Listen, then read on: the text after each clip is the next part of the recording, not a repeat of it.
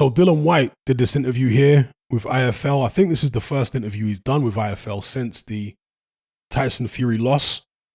And he called out AJ. He said he'd like to fight AJ in December. He also didn't deny the rumors that there's the possibility of a Daniel Dubois fight, because that would be for the regular WBA heavyweight title. And perhaps there are other options on the table as well. Joseph Parker, we know, is fighting Joe Joyce. Was he talking to Ben Shalom about maybe facing the winner?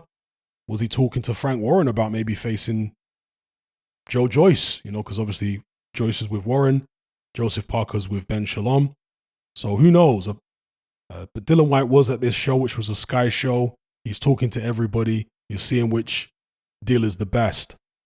Now, he's still saying that Tyson Fury pushed him and he wasn't happy about the things that happened in the fight, which is unfortunate because the push really had nothing to do with his loss. He was going to lose anyway.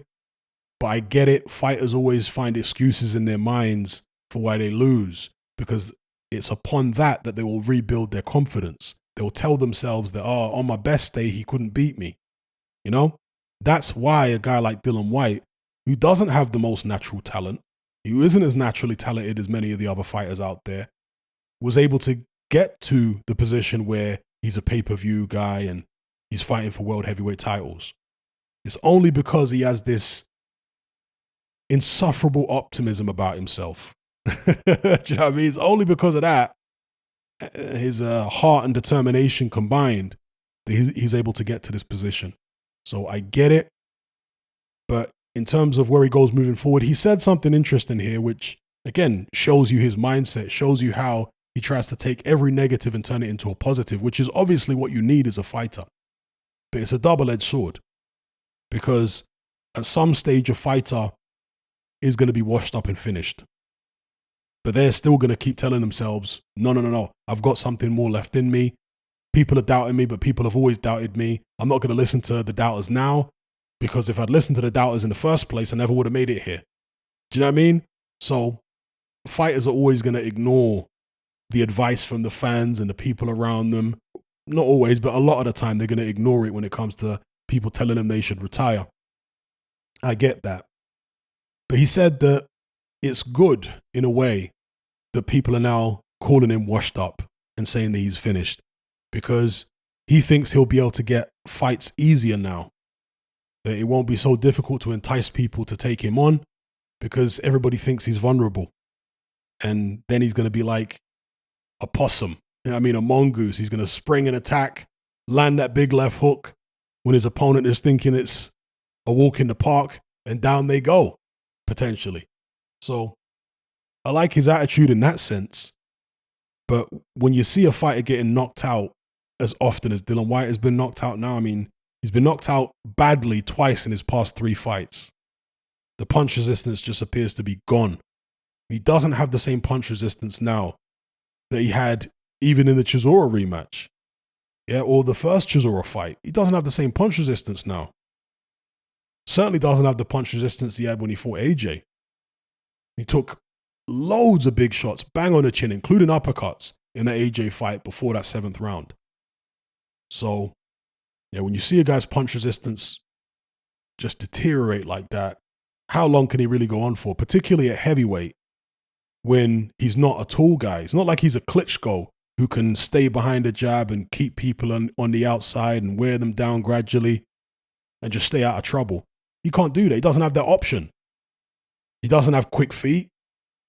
He doesn't have good balance. His defense is not great. He's there to be hit by these big, tall guys. And even the smaller guys, they'll be able to hit him too. So, when a heavyweight of his ability and his stature and his foot speed starts, losing their punch resistance to such an extent, I find it hard to be optimistic for the guy. But I get it. He's going to be optimistic for himself. He has to be. So let me know what you guys think in the comments below about this Dillian Whyte interview. Calling out Anthony Joshua for December. Wasn't so keen on fighting AJ when he was offered the fight a few years ago, right? And look, Dillian Whyte has got a massive heart. Massive heart. But if there was one fight that he ducked, it was that AJ fight, for my money. The AJ rematch, that is. For my money, he ducked it.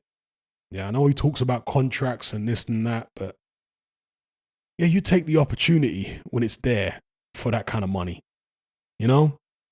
And perhaps he would have had a better chance beating AJ than he would Tyson Fury, but obviously at the time, AJ was still unbeaten. Maybe he was more confident than the version of AJ now. I still would have picked AJ over Dillian Whyte. I'd still pick AJ over Dillian Whyte now, but maybe he would have had more of a chance against AJ than Fury stylistically. I don't know. Let me know what you guys think about that in the comments. But his attitude towards AJ has changed now, innit? Now he's calling on the AJ fight rather than talking about going the WBC route or this route or that route. He's now saying that him and AJ should have this crossroads fight.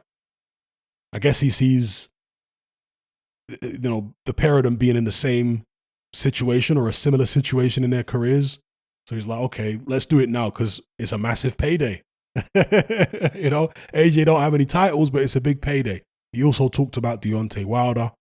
So let me know what you guys think in the comments below about Dillian Whyte's future. If you're tired of the biased narratives and mass censorship on mainstream platforms, and you want to be part of a community of critical thinkers who love free speech just as much as you do, then come and join me on Patreon and access my weekly no-holds-barred, censorship-free podcast where we lift the lid on a wide variety of controversial topics. It's not mainstream friendly, it's not politically correct, but that's the whole point.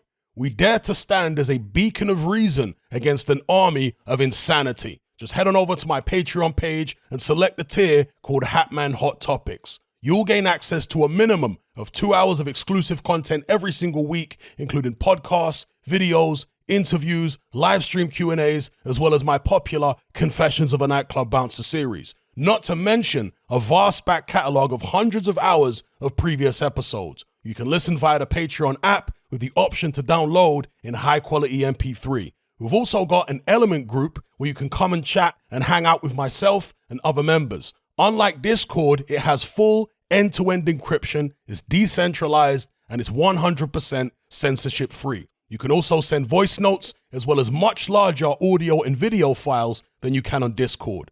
So come and sign up on Patreon. There's no contract, there's no commitment, you can cancel at any time, and it's cheaper than a cup of coffee.